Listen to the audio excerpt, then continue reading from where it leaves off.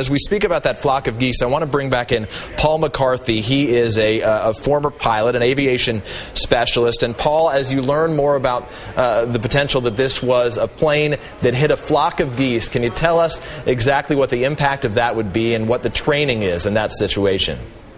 Well, number one, it's terrifying, and impact is the word. Typically, you'll test engines, but for much smaller birds. Canadian geese are the things that pilots fear most.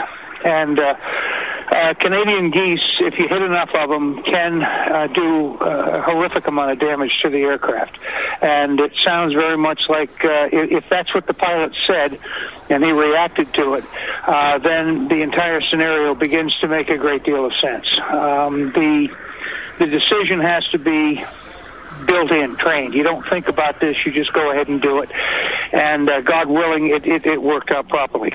And Paul, we want to update our audience. If you were watching right now, I want to make this very clear. On the left side of your screen, you are looking at pictures from within the last 15 or 20 minutes. That is video that was shot a short time ago, where you can see the fuselage was still above the water line. On the right side, that right now is a live picture inside the Hudson River, and you can see that the plane's fuselage, the flight that was essentially carrying, we were told initially, close to 170 people, 164 passengers, and 5 crew members, has now dipped below the water line on this frigid day, one of the coldest weeks in much of this country's history. Here in New York City, temperatures today throughout the day below freezing. The day started with snow, and now the wind chill has made it feel like in the teens or below in parts of this area. There is a rescue effort in place right now. And Paul, I want to pose to you, with 164 people as well as 5 crew members on this flight, as we were initially told, how many exits would there be? How many ways out of this plane would there be for the individuals on this A320 US Airways flight?